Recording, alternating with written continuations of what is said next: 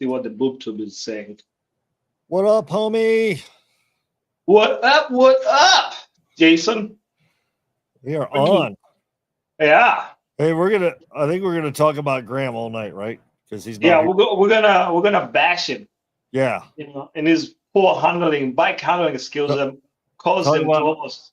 how slow he is, and Yeah, every he's a slow guy. But every before we every get into the, every time I've ridden with him, he's been slow.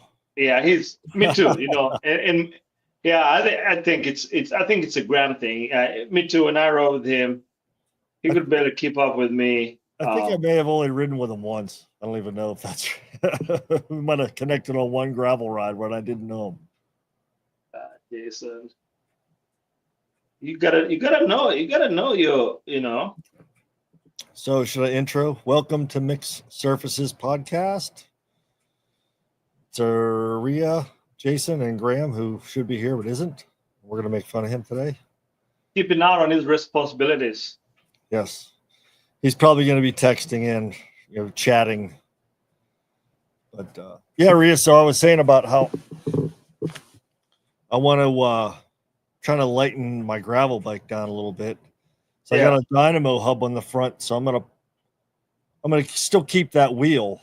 Okay. Eventually I want to build a new wheel for in there, but for right now I just stole a used wheel from the shop to save me a few grams and pounds. I think I'm going to save myself about a half a pound. Okay. And then, but because it's a dynamo hub on there, it'll save me like somewhere like 5 or 6 watts. Whoa. That's a serious savings. Yeah. For sure. Maybe 3. Hey, yeah. I don't know. They pull like 3 watts, but they make like 6 watts. I don't know. It's going to be somewhere around 5 or 6 watts, I think, from the dynamo. Man, what dynamo are you going with? I'm running the Sun 28 through axle boost. People talk about that Sun fork a lot. I mean, Sun dynamo quite a bit. The two dividers, I feel like. So, I think,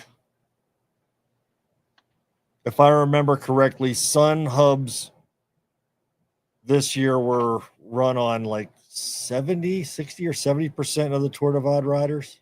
Yeah. Wow. Yeah.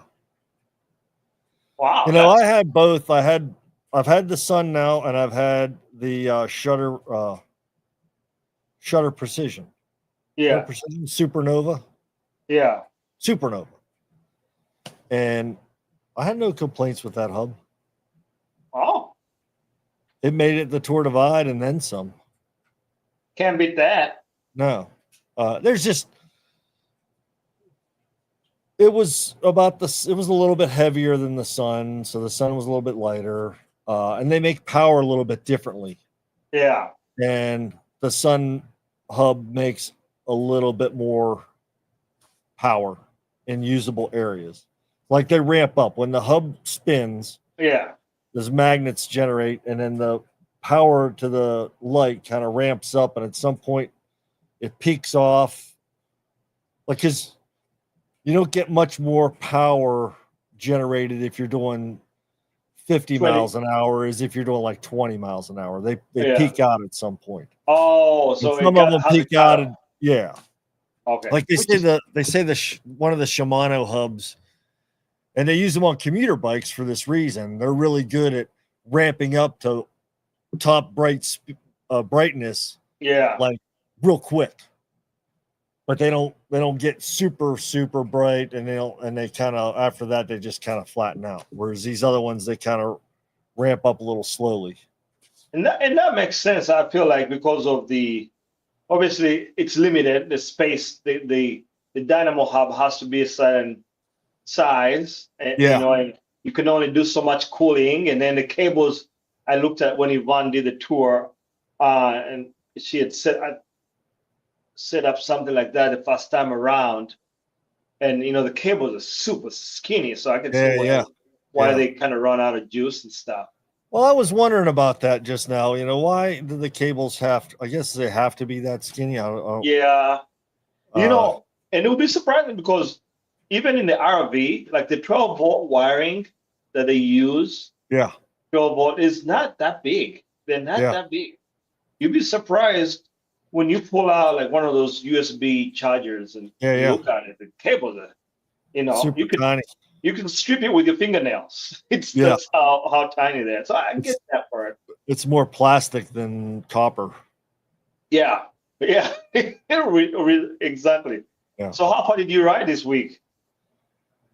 So we did like 25 or 30 on the 4th, did like another 25 or so on Sunday, and then I did like another 25 or 30 yesterday. Nice. So You're with like getting that. You're getting that. probably just as much climbing, probably. Yeah. If it was 60 miles, it's probably 60 miles or 60,000 feet of climbing, or no, Yeah. 6,000. 6,000 Yeah, it's like 1,000 per. for 10 miles. No, 1,000 per mile actually. I mean per mile. I mean, yeah. Yeah. Jesus.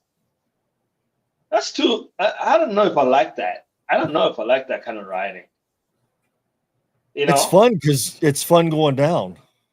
Yeah, but if you're going up every 6-7 minutes or 10 minutes or whatever, like I don't know.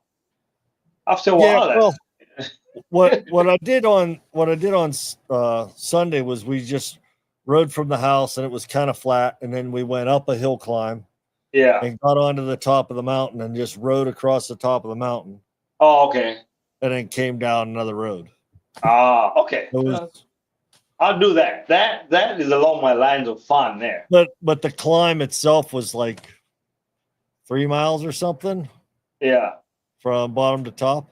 But it's gradual, Yeah. It gets steep in a couple of spots. Yeah, no, we're out in your neck of the woods there in New Hampshire and stuff, and the riding there, man, unbelievable. I know if you had gravel up there like I had here, it's hero gravel. Yeah, their gravel there is, in some sections you come up to the road as you're riding, like you come off from a road, a paved transition to a gravel transition. Yeah, and it almost looks like you keep going on pavement. It's just that. Obviously they have the, you guys have, you call them, instead of B roads, you have like level 1, 2, whatever. You have numbers in them. Obviously they have those, but if you don't want to do that, you can ride around that stuff. But man, fantastic. And the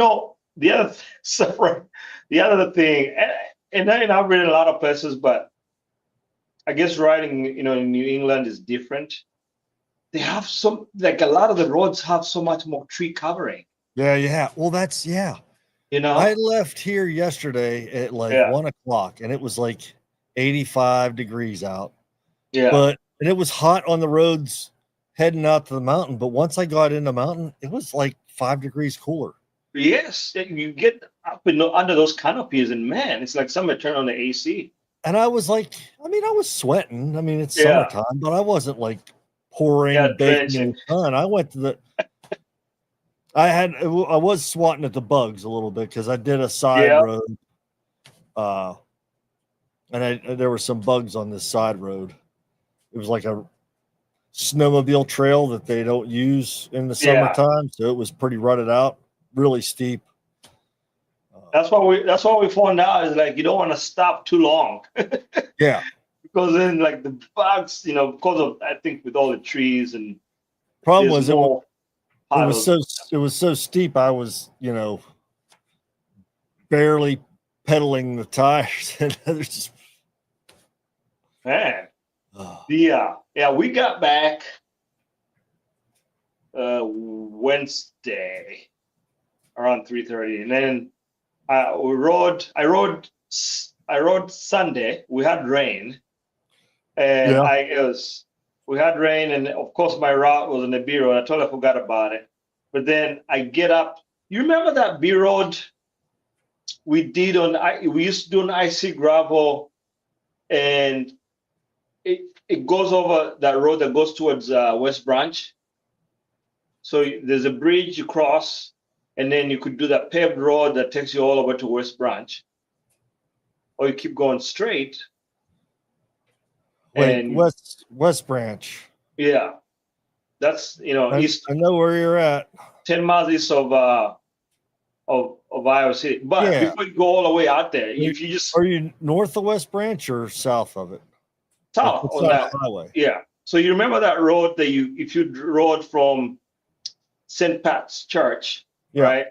You took that paved road and turned into gravel. You rode that kind of hilly, and then you turn left about 3 miles, 4 miles, go over 80, then then go over the highway that goes to West Branch, and then go on the B road. Oh yeah. Yeah, and it's maybe couple 2 miles, 3 miles. It's off of that. It's on that corner. Yeah. Yep. You go straight. Yep. And I hit that, and I said, right, I'm like, oh, this is gonna be good. And Doesn't it B road up to another B road? Yep. Yep. B road to B road, and then after a while, like you have to. There's no other way out once you get into it. I mean, you can truck back, but then you add a lot of miles. You probably end up on like a good 10 miles if you're not planning. That was part of the icy gravel. Icy gravel, yeah. That was one of my first experience. That was my second B road. But we did the very first one that's closer to Fairway. Remember that B road by Fairway? Yeah. That was the first one that you did coming out of the south. And then you cross the highway and you cut back that way. Yeah. So I ended up hiking it. I have the video somewhere. I did take the drone. The drone was filming me. Yeah. But I ended up riding in the grass probably for about half a mile, and then the grass got too soft, and I ended up having to push. And after a while, my bike just ganked up. I couldn't even push it. Yeah. Luckily, I had a paint stick, but I still had to hoof the whole, maybe almost nearly 2 miles. Yeah. See, got off of it, and then I get halfway, and then one of my customers had an emergency that I had to go help him. So I had to call Ivan from Solon to come get me. I'm like, hey. Oh no. Yeah. You got a good ride in then. Yeah, it was 25. Yeah. 20 miles around there. Not bad. So I did that, and then I did. How's the gravel out there these days? It's probably real nice. It's fantastic. You know how it gets around here. We did hit one section today. We rode 30 miles today. West of town here, we did hit a section that they had just poured some gravel down, but most of the roads, I mean, you're out there, you're just tooling along at 20 miles an hour. I mean, if there's a headwind, you might drop down to 19. That's right. 18. But I did that, and I ran nearly 3 miles 2 days ago, and after the ride today, I did another 2 miles. So, all right. So here's back to my ECR again, my gravel bike. Dude, what if I was seriously thinking of putting bird spokes and a 240 DT Swiss hub in the front? Ooh, that would be nice. That would be nice. Do you know anybody that has the bird spokes? Yeah. Yvonne does. Oh, I thought so. Yeah. Did she get the wheel built by them, or did she have Wobbed? Yes. So she bought so they sourced their, we actually did a factory tour in Minneapolis. They're up in Edina. Nice. In Minnesota. So when we're going to visit our friends Emily and Corey, we stopped there I think it was Friday, and I reached out to the guy and oh yeah, we'll, you guys can come out and take a look at. They showed us how to make everything, and all right, So she bought her wheels from them, but they sourced their wheels from, I forget who the manufacturer is, but they have a lifetime warranty on the wheels. Well, that's what. I came home, and Ivan had I came home from Emporia, and she had an incident with Hot Wheels, and they just warranted them actually. Really? But shout What out, happened? just something happened and things went sideways. But shout out to World of Bikes. We didn't even buy the wheels through them. This is the importance of local bike shops. And we were getting ready to travel again. So Egan's like, hey, just, bring the wheels down, receipts and all that stuff, and I'll take care of it for you guys. And she had the Industry 9 hub on the back. Yeah. And the particular model that she was using, I guess, is prone to breaking. Right where the belt, the cog sits, like there's a section that sticks out. I don't know if it goes down. Was it the hub that broke then? Yeah. So you have the little piece of the hub that comes out and kind of connects to the wheel. So that piece that connects to the hub, so it's a whole hub, but the end piece breaks off. So it broke off. And I don't think she realized, because it was in the rear tire, and maybe it might have been throwing her shifting up here and there, but until she took the tire off, and then she couldn't put it back on. And I looked at him like, this looks broken, Wow. And I'm no bike mechanic. And we took it down to the shop, for all the bikes. And they're like, yeah, it's like this particular i9 model is prone to this exact failure.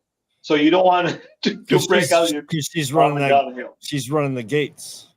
Yeah. Because the gears are in the bottom bracket. Yeah. But so we took it, and one of the bikes, she just picked them up today. But they're nice, super light, super compliant. She's been happy with them. She has them on her mountain bike, but then she's got 2 tires, so she switches them back between the Cutthroat and the mountain bike. Yeah. So she just bought the adapter for the Gates belt. So pretty nice. Yeah. Yeah. So I was thinking, I was like, man, if I want to try, maybe if I'm going to put a new wheel on the bike, maybe I should try and get something and just go like super light with it. Man, I would recommend that for sure. So I was thinking like a. Let's pull it out for the customer. I was going to go with it. Well, I guess I'd have to buy one of their rims and wheels to get that full warranty. I was thinking of building my own wheel. I mean, going through them and getting that, and actually, so you can pick whatever wheel that you want from them. Yeah. They have, let me see if I can share the website. They just build it for you. Yeah. So one of the things I heard was that if you want to build the wheel yourself, you've got to like lace it together, tension it. Yeah. Like, there's a process of tensioning and truing that's pretty specific. Oh, so you kind of had to have experience in doing that. Yeah, I don't know that it's a lot of experience. I just think that there's a process. Like you can't just like a spoke, like a regular metal spoke. You tension it up, and like 100 miles later, or something, 50 to 100 miles later, you come back, maybe longer, and you check it for tension and retrue it, and then it's pretty much good after that for however long. Yeah. But I think the bird, there's a little bit more of a process where you tension it and then let it sit, and then tension it and let it sit over a couple of days. And then when it goes out the door, it's done. We don't see you for 5 or 10 years or something. Yeah. So these are the ones that I believe she's got. Yeah. So I guess that's the only difference is like if you want a different wheel, they do have theirs that come with the lifetime. Yeah. Which that to me, man, that's a huge, selling point, honestly. But that's what she's got, So and they got. what's the rim dimensions? Let's look here. So this is the Sparrow. They have the Hawk 30. Let's see here. At bottom, click on the bottom one there, where it says Right rim there, dimension. right there. Yeah. 25 internal. Oh wow, that's wide. Yeah, because I think they want to mountain bike-ish. Well, you said 20 25. I thought you said 35. No, 25. Yeah. And Okay, then well that's you- nice. yeah, you can do 28 to all the way to 50 mil on that. So maybe she has a different one because she's got a bigger tire on there. So you got I've this been other one. running 30 wide internal. Yeah, It gives this you a one's lot a of 30. what's that? This one's a 30. The other Yeah. one. This is the Hawk 30. A 30 wide gives you a lot of tire choice. Yeah. And then let's see. Is the 30 also more aero? Is it the Well- wider the Well, the It's more 30 is aero? the internal. That shows you how wide your tire is going to sit. yeah And then the depth of the rim, Is 30 what? is pretty deep. yeah My road bike stuff is like 45 millimeters in Man, depth. so That's I pretty. guess I've never really looked at this. Yeah. So if you got like this is a 30 millimeter for internal width, and you can only run at 2.3 or to 2.7. You can't do anything smaller. If it's What was it? 35. yeah 30 internal, and they're recommending 2.3 to 2.7 for a tire. Oh, that's a recommended. You could get down a little bit lower. Yeah. I'm running like what do I have on my bike now? 47s, 45s. Yeah, And interesting. mine are on a 30 internal rim. Yeah, and you have a 47 on there. Yeah, like a 45 or a 47. Yeah. Do you notice that? So I guess is it harder to sit since the rim is too wide, or is it Yeah, do you because notice the rim's too wide, the beads wants to pop off. pop up? So, Yeah. So is it a little bit harder to sit? Yeah. So you could Well- burp that tire probably a lot easier than you would. On Well, the that's the theory that you would burp a tire, but I don't ever burp tires. Interesting. I never thought about that. Yeah. I've had a little bit skinnier of a tire on here. Yeah. I think I had a 42 on here before in these rims. But it was like a road Yeah. tire. For like road commuting. And I only had them on there for a short while. And If you wreck yourself, you can't blame them. Then they'll be like, "Hey, you were riding the wrong tire for these rims." yeah. Speaking of which, did you see Garmin's? Because you had said doing trainer rides, right? You guys bought a new trainer, right? Yeah. Did you see Garmin's new climber for indoor training? The Climb Pro. I didn't see the one. Climbs? Is it for indoor training or is it for I thought there was a one that was for outside for on your Garmin that would tell you where the climbs are coming for your bicycle route and you could Yeah. Now let me see if I can adjust find. your effort to it. I don't even see it on their website. Smart trainers. They had the thing. I mean, I know my smart trainer. Oh, there you go. There you go. Right there. Let's see. That's their, because Wahoo has something like this. Oh. Well, that is Garmin, huh? Oh, look at it. Look at it. Garmin's Track. loading slow. There we go. There you go. Look at that. So do you think, and people that are watching this, do you think there's any benefit of training like this indoors? Yeah, I'd say a little bit of benefit. I would say it's not gonna.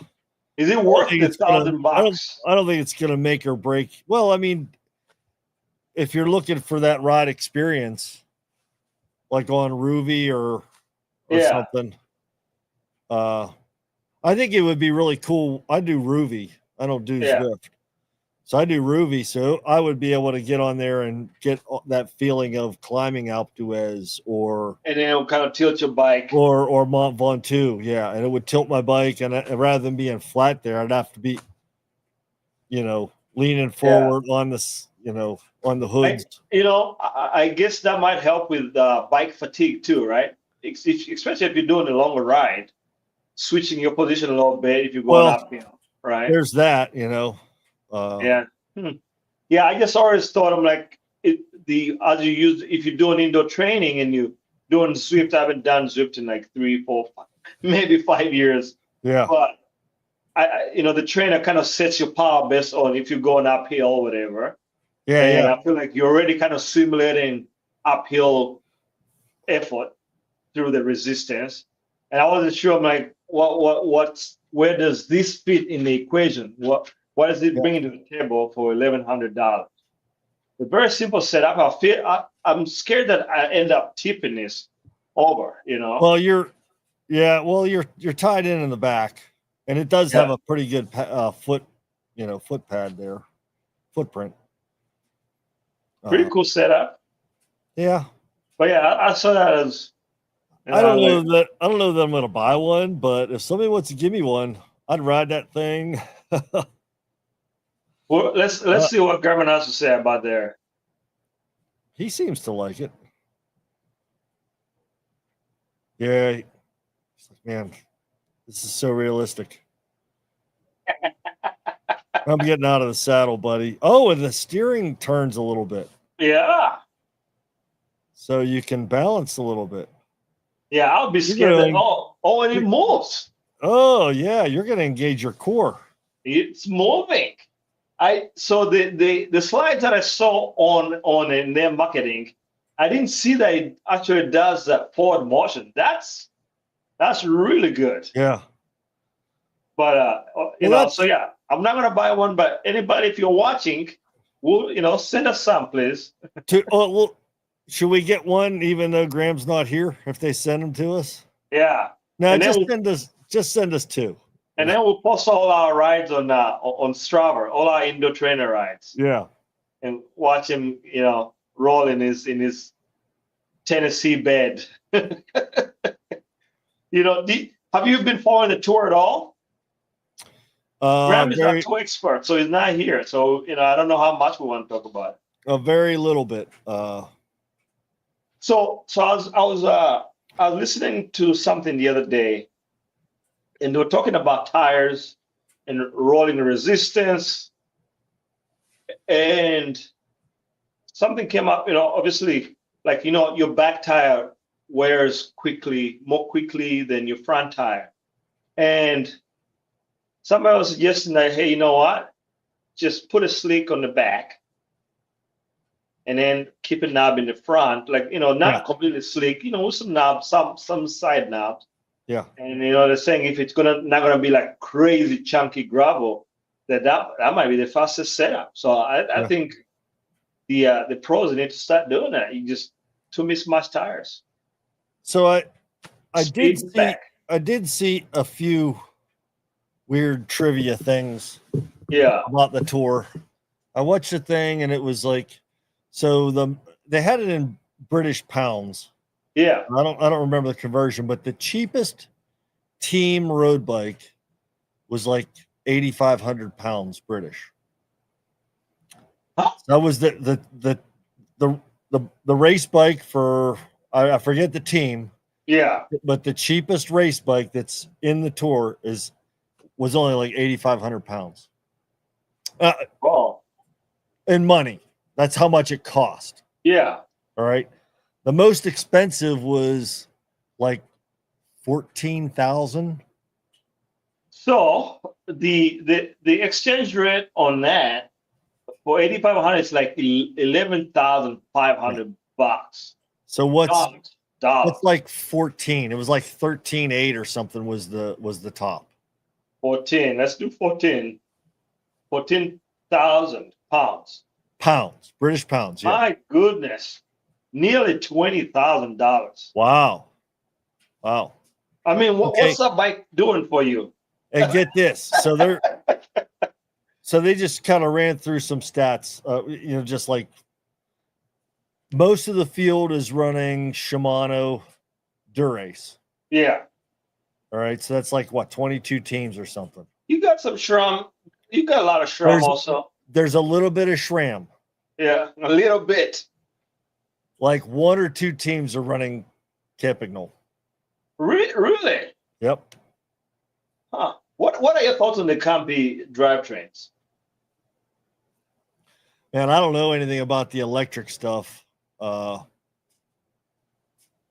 like they make good shifting stuff. It's just completely incompatible with anything else. Right. It's kind of expensive too, right? And they've got cheaper stuff too. But, yeah. Yeah. So does Campy came out with electronic stuff, right? This is it, right? Yeah. The electronic shifting. It's their super record. So when you say it's not compatible, like you can't. I mean, SRAM you can't mix and match with a lot of things anyway. The chains aren't compatible with anybody else. Like a SRAM chain will run on a Shimano cassette and vice versa. Yeah. I mean, mean, not well though. Do they recommend that? Well, it's when you get to your higher levels, it kind of gets a little bit more specific when you get. Well, I feel like my bike, the chain I have on there with my transmission. Yeah, and that's what I mean. And Campagnol has some of that too. But they were generally SRAM and Shimano in the past have been a little more cross compatible. I think Campagnolo kind of never was. They just kind of look at that. Look at the price on this thing. I know it has a power meter. It's like 2,000 euros. And I don't know what the euro conversion is. I mean, I'll check. I feel like they're more of a niche anymore. Yeah. Oh yeah. In euros, $2,400. Yeah.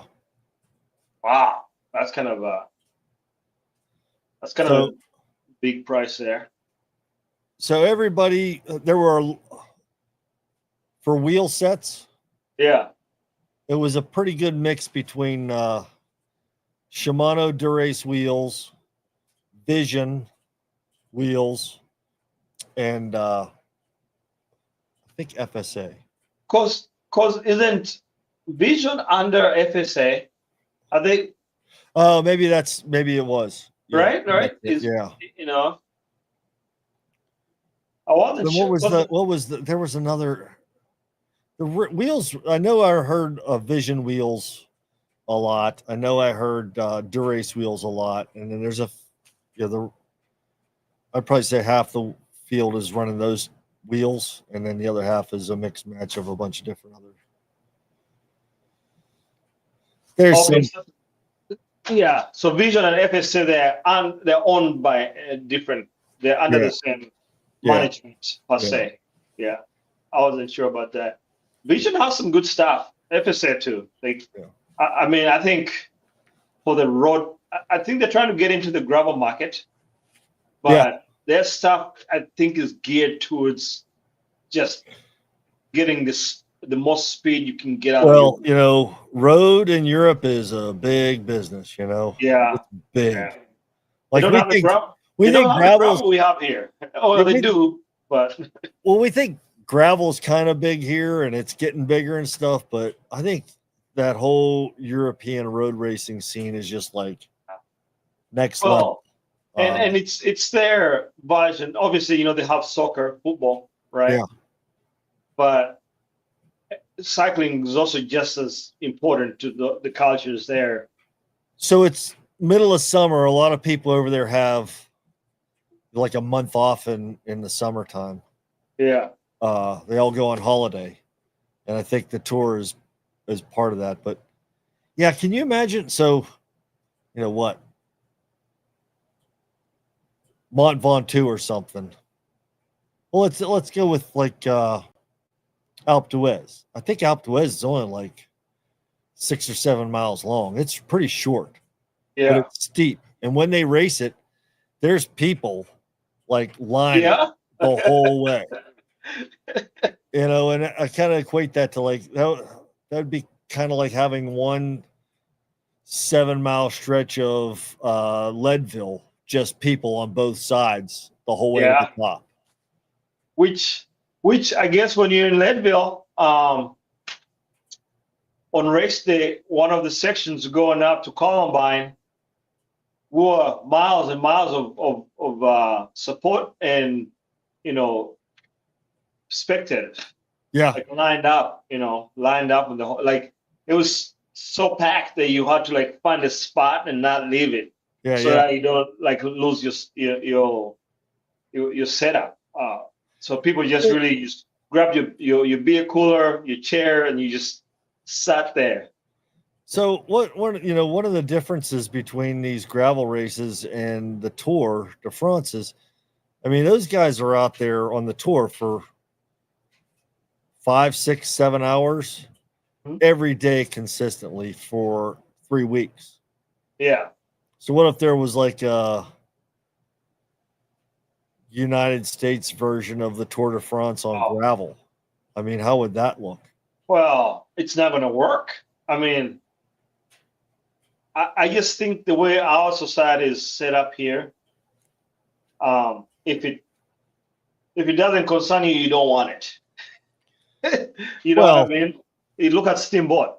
You know, well, that's that's that's everywhere. But what would that like?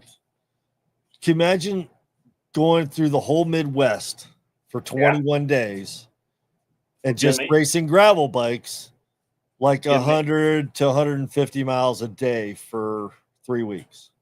It would be amazing. Like you could hit Iowa for a couple of days, you could hit Minnesota for a couple of days, you can hit, and that's what they're doing in France. They're going flying or Yeah, busing every day. yeah.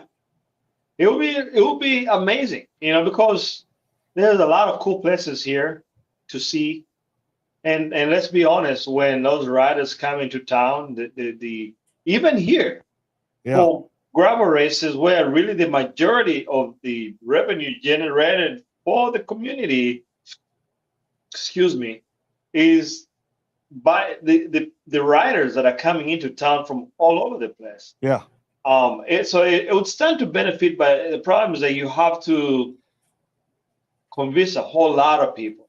I think this will happen like when they get more, when the gravel cycling racing gets more road oriented and they start allowing teams and stuff. I think that's when that stuff's going to start happening.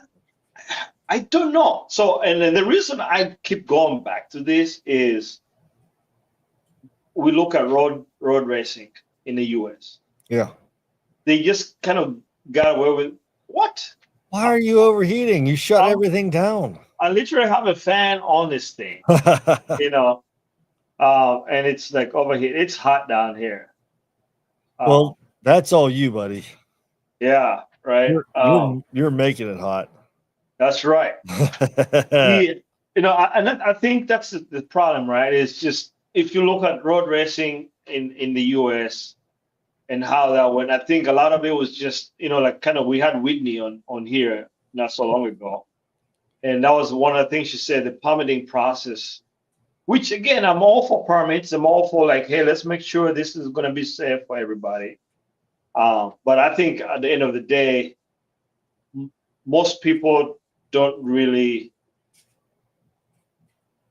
the majority of people here are well, not the rest well, of the community is not cyclists, yeah, but so they that's don't want to be inconvenienced to that level. To yeah, be but honest, that's now. I mean, there were more, there were definitely more cyclists now than there were like 25 years ago, yeah, and 25 years before that. So, in the next 5 to 10 to 20 years, it might be completely different. There might be a ton of people that are into cycling. I mean, it's funny now working in the 3 different shops now in 3 different areas. Iowa was gravel based, and there was a wide variety of people coming in and buying bikes, from like truckers to farmers to, dentists and pharmacists. And Iowa or North Carolina was similar. And up here, it's the same thing. And those were riding North Carolina, riding road bikes in Greenville. Iowa, they're all riding gravel bikes and fat bikes. And here, they're all riding mountain bikes and e-bikes, e-mountain bikes. You know what I think what's helping with cycling in the U.S. it might be an unpopular opinion here. All these e-bikes. Well, yeah. You're getting people that normally wouldn't ride bikes. Yeah. That they're starting to buy these bikes, and I'm hoping that will help change their mindset a little bit about cycling in general. Because I'm seeing a lot of different people now that they might be just on a throttle or maybe pedal assist, whatever. But I think that's going to help change the mindset a little bit. It is 100%. So, all right. Now that we've talked about how everything's changing a little bit, I'll let you know about my road rage incident. Oh, no. The other day. Did you get in a fender bender fight? No, but, Ashley and I did that ride I was telling you about before we got on the air was, we climbed up to the top of Laurel Mountain and rode across the top and then we ended up coming back down, but we came down Route 30, which is a 2-lane road. Yeah. With a decent sized shoulder on each side, but it's all downhill, for us coming down. Yeah. Like 3 miles long, pretty steep.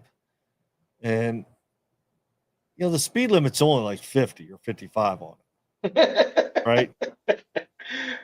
So we must have hit it at around 11 o'clock ish. Yeah. 10, 11 o'clock on Sunday morning.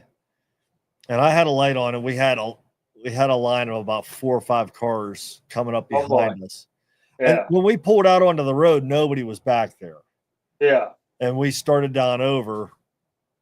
I'm doing 40 miles an hour, 45 down this road. And we're having to, dodge some potholes and stuff. Yeah. So you're going to take the whole road. Yeah. And there were some spots to pass, but there were other cars coming up, Yeah. So this guy behind me, I have my earbuds in and the wind's going, so I'm not hearing, but I have a mirror so I can see him back there. Yeah. And I'm barely touching the brakes. Yeah. So, and you're like going fast, you're going fast on a bike. Yeah. And at one point, I hear something and I'm like, is that the song in my head on my earbuds? Or is this guy blowing his horn at me? Like, get out of the way.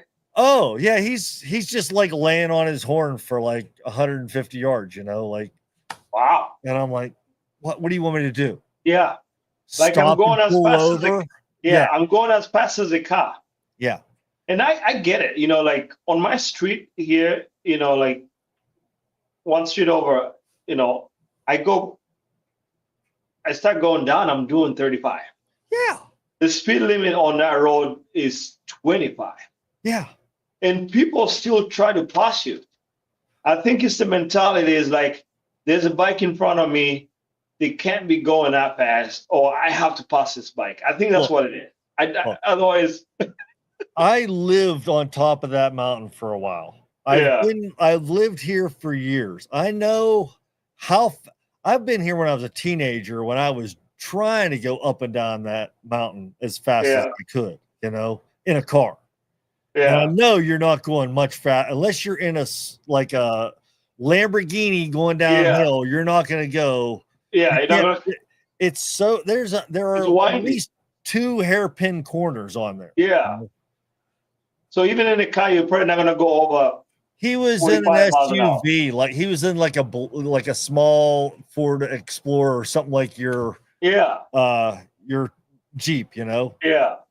He wasn't going to go more than 55 or 60 around some of those corners. No. Maybe 70. But if he was that skilled and to go that fast down there, he should have just passed me on one of those blind corners where he had room. Because I wasn't taking up more than half I of think one lane. That's what I'm saying. So you have a lot of people like that behave that way. You know, yesterday and then he went by me blowing his horn, and the next 6 people just went nice and by me. They just waited for an opening and went around. Doesn't take that much. It takes more time to get angry than to just, especially. So did you guys get in a fist fight or no? No, he went down the hill and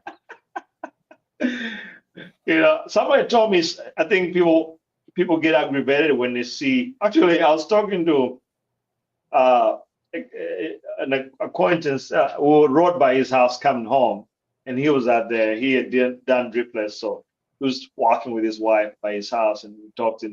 And she said that she's from a small town here in Iowa, and she said that one of the biggest pet peeves that she's heard from the small town that she didn't say what small town in Iowa she's from, is like, they don't mind bicyclists, but when you show up wearing your tights in your tight shirt, they absolutely dislike it.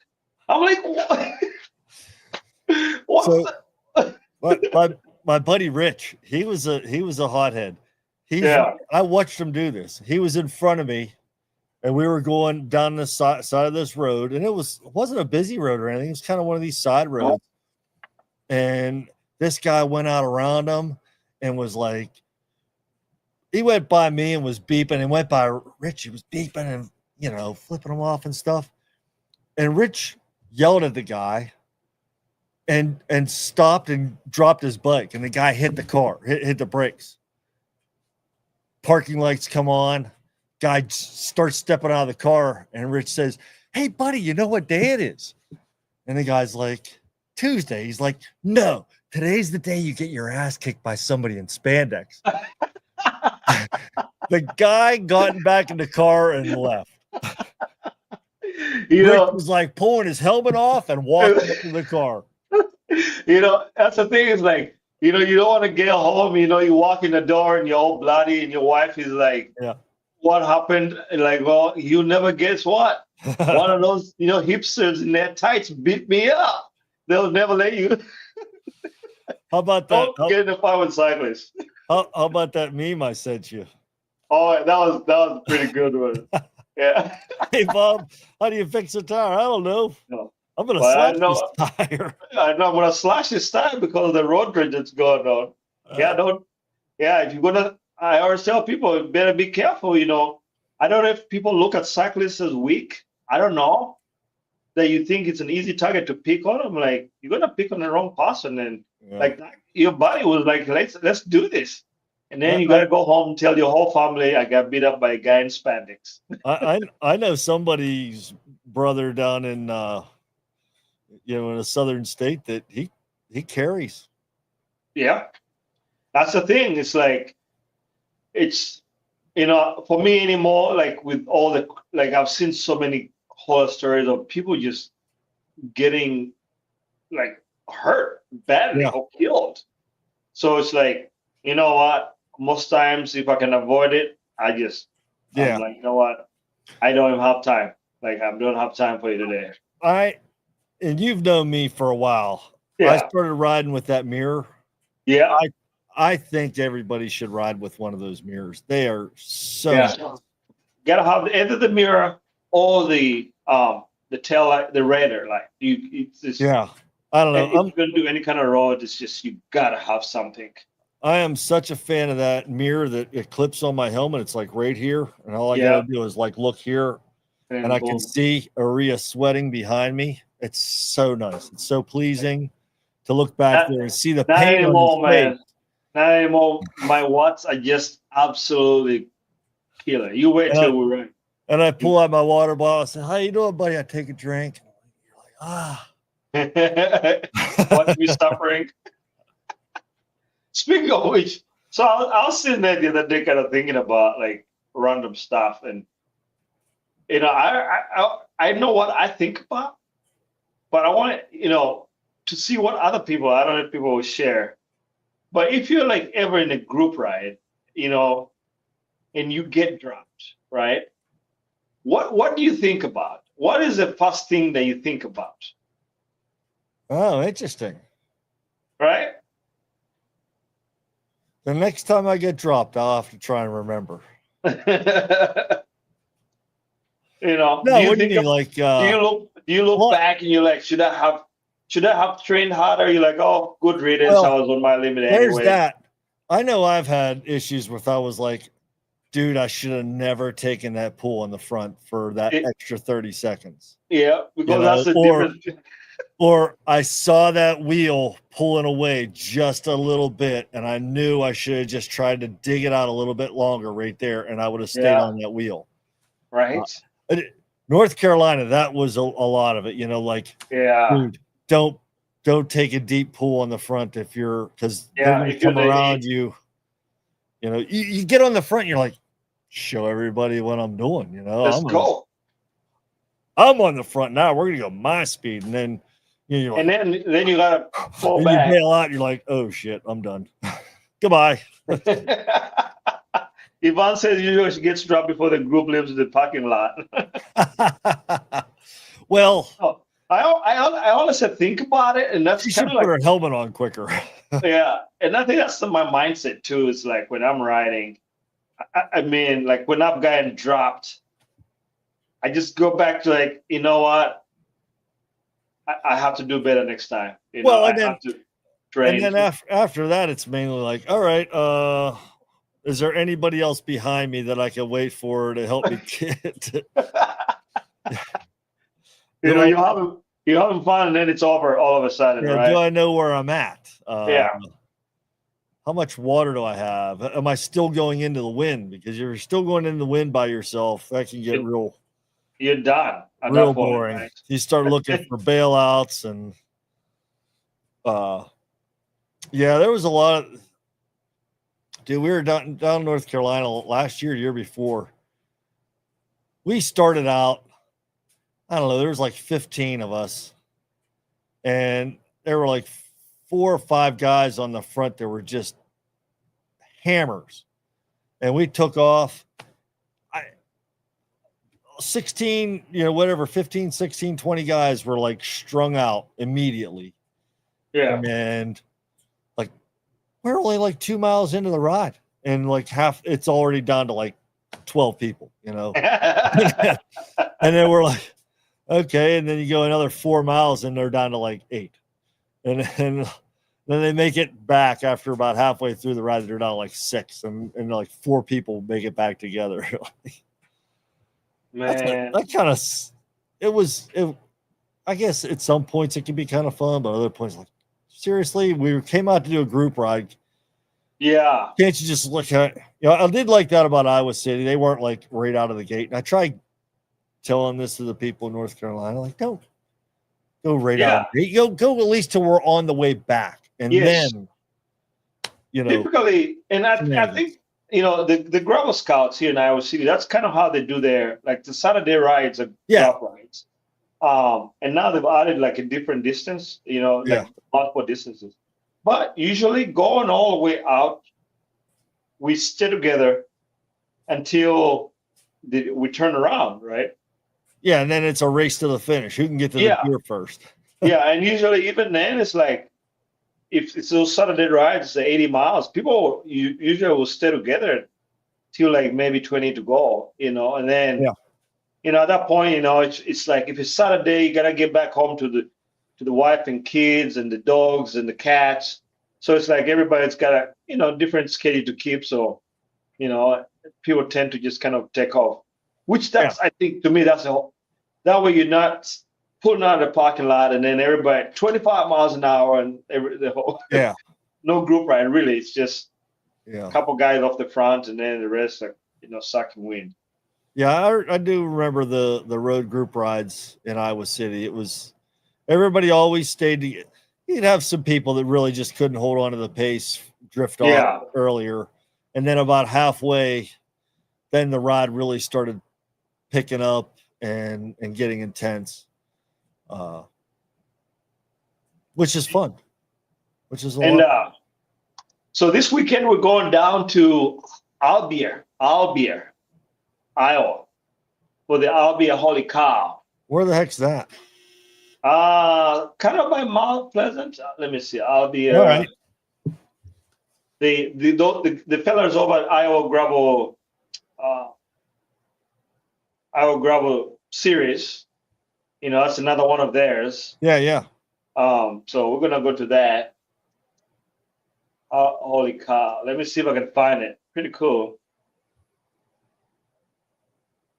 But yeah, so we're gonna go check that out. We're gonna ride that July 12th in a few days. Are they gonna have? There's on-site registration for the day off. So if you didn't register early, is the food gonna be brisket? Right here, El Vaquero, tacos, chips, and salsa. Nice. You know, and so here's the thing too, that I gotta give it up to Iowa Gravel Series, Gravel Locos, Pine Island, some of the smaller events. Yeah. How they're doing these meal tickets, you know. Yeah. And you know, Iowa Gravel Series is not that expensive to sign up for the race, but that they have those provisions. It's kind of like, to me, it's reminded me of the early days of what gravel racing was. Yeah. But yeah, so we're gonna go check this out. The roads look pretty fun. Never been to Albier. Let's see if Monroe County Fairgrounds is where we're gonna camp at. But I'm trying to see. Yeah, let's see. Let's look at the map here and see where it's at. Let's see. Yeah, so Ottumwa is down here, so it's past Ottumwa. Yeah. So it's a little bit west. It's a ways down. I don't know if you've ever driven down this section of road here, between Mount Pleasant and Ottumwa. This section of road here. Yeah. My goodness, that's one of the most uneventful, uninspiring roads in Iowa. Yeah. Period. If you want to fall asleep while driving the car, that's the place you go to do it. And there's beer like no other. That's where we got Dusty. Is that where you done it? Yeah.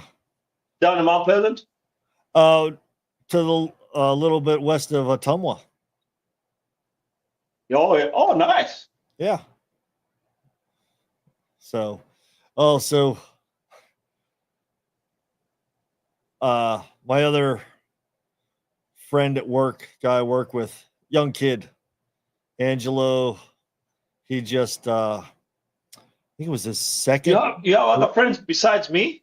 Yeah, well, he's pretty new. I don't know if he can I don't know if he's made the cut yet, but all right. I was gonna say, don't use that term loosely here, you know, it's important. He's a young guy, and he went out, I think he was on his third downhill mountain bike race this year, and he ended up placing third this weekend. I'm pretty sure he placed third after crashing twice. Jesus. And he finished with a broken wrist and a severe concussion. Oh, shoot. Like well, he didn't.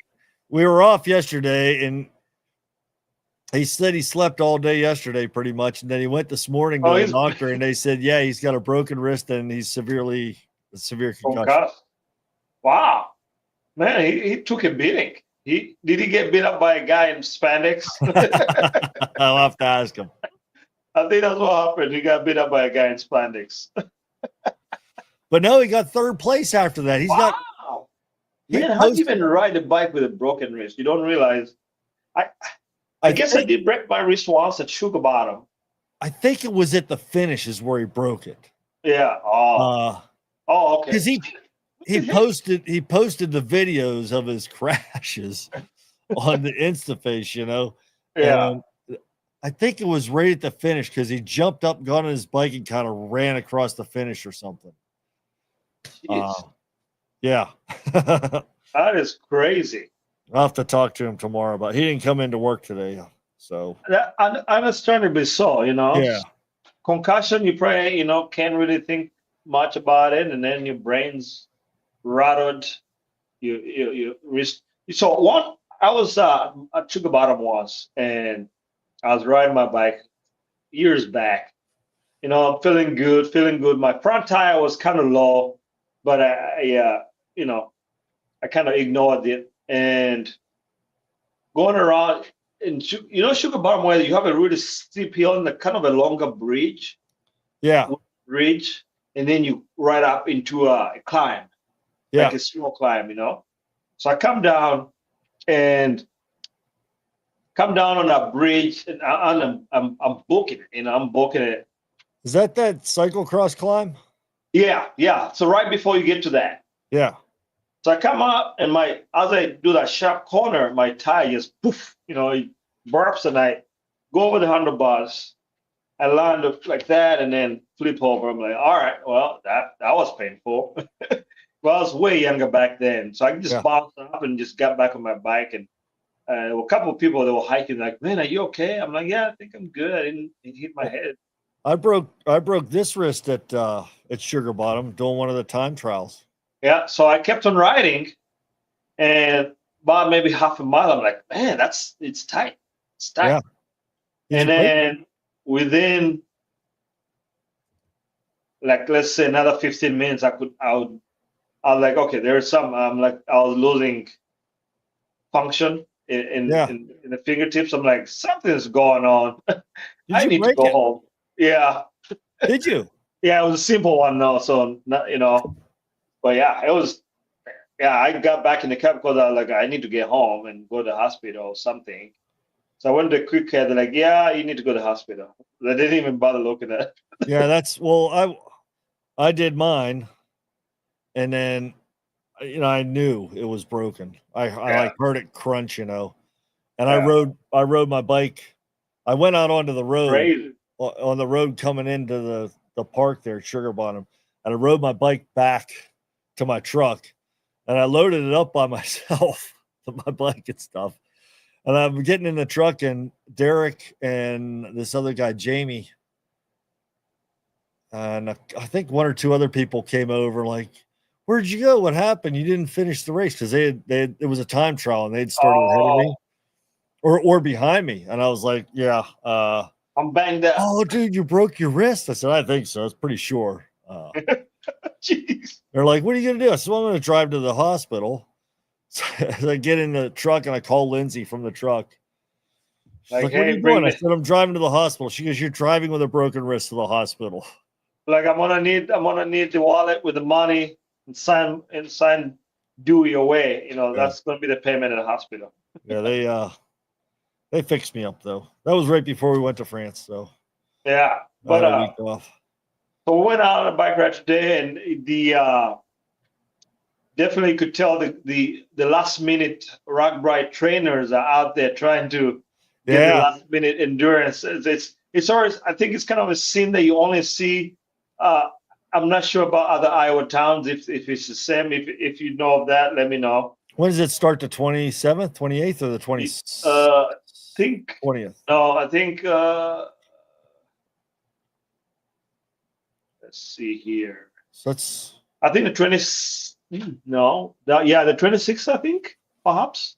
26th is a Friday, I think, or Saturday. No, it's a Saturday. Right, or a certain right, because Sunday is the first that we ride. Yeah. So my guess is 26 will make sense. I get only if we have internet to find out, Yeah. See. But it's always very interesting because I'm not sure about other people in other towns, but here in Iowa, July you start to see the massive groups of. You could tell they've been biking together for 20 years. Everybody wearing their Rock Bright jersey from 1995 and stuff like that. Are you not doing it this year? Oh, we are. Yeah, sure. I thought so. Are you doing the whole thing, or are you just doing? Hell yeah! Why not? We're still young enough. Do it now. You should try to get a hold of Timperley. July 19th. Yeah, I should text him actually. July 19th through the 26th. I know Trevor's been riding. Yeah, I speak of which, I met Trevor. Trevor, if you're out there watching the podcast, hello. But we were mountain biking down at Woodpecker about a month ago, and we come out on the trailhead over there by the Tom Hawkin trailhead there by the Yeah. mountain. And Trevor was there with his wife, fiance. Yeah. Yeah, she's expecting, hopefully. Yeah. I think they're doing like September maybe. Yeah, so we chatted a little bit. Yeah, he'd been riding, and we talked about rugby. They'll be going. Same setup. They got a pretty good setup. That's what we need. I think rugby, you need to have a friend that likes to go and be around music, food, beer, but doesn't like to ride bikes. Yeah, it likes to drive in. Doesn't mind driving. I mean, it likes to drive in some traffic a little bit. Yes, yeah. Then that's all you need. So if you're there and you're watching and you're like, hey, I want to go to rugby, but I don't want to ride across the state. I just want to drive across the state and camp every night in the Bigfoot, let us know.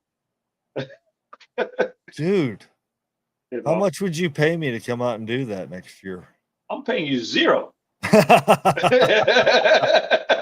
No, I'll come out and I'll drive your truck for you.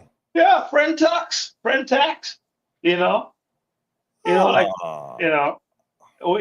you ask me to come out to PA to help you do your home network, I'm not going to charge you. You'll feed me, I got a set of stairs I got to build this weekend. Got some insulation. I got some drywall to tear out upstairs. I'm going to be running. I'm going to be riding. I'm going to be getting faster than you by the minute. While you're out there, are you ready? Are you ready for the Ragbri then? I think so. We're ready. Our friend Jake is going with us. Dude, for all you people that are not from Iowa, and if you're into like cycling a little bit and you want to do a really great ride, this Ragbri is it's fun. You got to do it once, at least. Yes. Just to be out there with that many people riding, it's an experience, and it's a party. It's like a party on wheels, and it's a good kind of party. Yeah, and I have gotten some people that kind of poo-poo rugby. Oh, it's this, it's that, and I'm like, rugby is what you make it to be for you. Nobody's gonna make you do anything that you don't want to do. If you don't want to pee in the cornfield, you don't have to do that. There's plenty of bathrooms. If you don't want to drink the beer starting at 10 a.m., you don't have to drink it. No. It's not that big a party. People, it gets that. Yeah, it is a party. Yeah. But the majority of people are not drinking beer. No. And these groups that have been going together for 15, 20 years, right? And, some people that's all they do is like at the end of the day, drink some beers and listen to music, whatever. But I always tell people when they ask me about rugby and all from Iowa, it's such a unique experience. I know you could do a one-day event where maybe some roads might be closed off, but the way rugby with all the coast marshals and the security and the cops and the sheriffs and state troopers like lining up the whole state. Yeah. Absolutely one of those things that people should come out and try it out for yourself. It's pretty cool to say, hey, I rode across the state of Iowa. Yeah. I haven't ridden across the state of Pennsylvania yet. Delaware's pretty easy to ride across. Rhode Island, maybe you could ride across Rhode Island pretty easily. But riding across the state of Iowa, just saying, I rode across the state of Iowa last week. Yeah. It's pretty cool. And then topping it up by saying, well, how far did you go? Well, I rode it was like 400 miles. 400 miles. You did that in a week. People say you did that in a week. And it's I would ride 5 miles in a week, And I think most of the people that are watching this podcast or listening to it, obviously I want to say are gonna be like seasoned riders that they pretty much anybody that is listening to this podcast can ride across Iowa. But if you have younger kids that are looking to get into biking, or even adults that are looking into get Yeah. into doing a long distance like that, this is it's as good of any as an event that Yeah. where you don't have to think about nutrition, you know, bathrooms, not like medical support, none of that stuff. You just ride your bike. There's food every freaking 10 miles, sometimes every Well, yeah, 5 miles. you think about You your know? nutrition and that I don't want to eat too much. Yeah, but Like, so you know they're gonna do a gravel course this year. Like, let's take a look here. Let me see if I can pull it up. oh, really? They're doing a Uh, separate ride that's all gravel? Is that what they're doing? 'Cause we well, always had that gravel loop. you know, I heard some grumblings that they might be a gravel loop every day, and which seems like it does. But like, for example, let me look at like day one. If we look at day one, right here Yeah. is, you see this? That's the only gravel section here and Yeah. this Yeah. section. So that's the only gravel you get on day one. And then let's take a look at day two. That's the only gravel section you get. Yeah. So they're trying to appease the gravel heads. Let's look at day three. Day three, yeah, and that might be a decent sized gravel loop. Yeah. But I thought they were gonna have like longer sections, but I think for logistics and trying to have like have you go through the halfway towns or the Yeah. towns, Yeah. Yeah. towns, I think it's just kind of hard to do, would be my guess. But I think day five has the most gravel, and this is over in Yeah. uh now you're getting up there, but Iowa Falls and stuff. This day has a lot of gravel. That section's gravel, like quite a bit of it. So that's gonna be a fun day to hit the gravel. I've never biked any of these gravel roads up here, so that would be kind of cool Yeah. to see. And then let's see, day six. You know, this is a pretty decent chunk right here. I feel like um for yeah. So Cedar Falls, but you got a nice chunk there. Let's take a look. And then day seven, you know, they have some. This looks like a doozy. I don't know if it gets hilly up here. That's why it looks Is this way. that north or is that? Yeah, I think it's the northern part. All wine. Yeah. Yeah. Yeah, yeah. Yeah. That'll probably be like a descent down to the river. That'll be a nice descent down to the river. Yeah. So it's gonna be fun. Yeah. How can it not be? I mean, that's, Yeah, you because know, I think all wine is northern part of the state. okay. Yeah. I wasn't sure. I didn't see Yeah. the beginning of where it started. Yeah. So pretty cool. You know. So I think it's gonna be cool. You know, Um, that the one and only year I did Ragbri was like 2016, and I towed Dewey oh, in the dog trailer like how halfway did across. Dewey? Was he like? How did he do with the heat? He hated it. That's why we Oh, only did half a day okay. with him. That was that I year feel we. like, yeah, What was the name of the town we started in? But it was just like super hot that first year. We didn't even know each other then, yeah, and we did it with Cassie and Jacob and a couple people. But it ended up going through Atumwa yeah. and yeah, like some of those southern towns. I forget which. It was super hot, but I put them in the trailer in the morning, and I'd tow them along, and then at lunchtime, Josh would meet us, our buddy that didn't like to ride but was fine with driving. So he Yeah, would take him, and those two would be buddies. He'd sit in the air conditioning with Josh. nice. Yeah, Can't beat that. yeah. All right, we better close this down. Thank you all for watching. We like an hour and 15 minutes in, so we gotta go. Dang, But it just we flew wanna, by.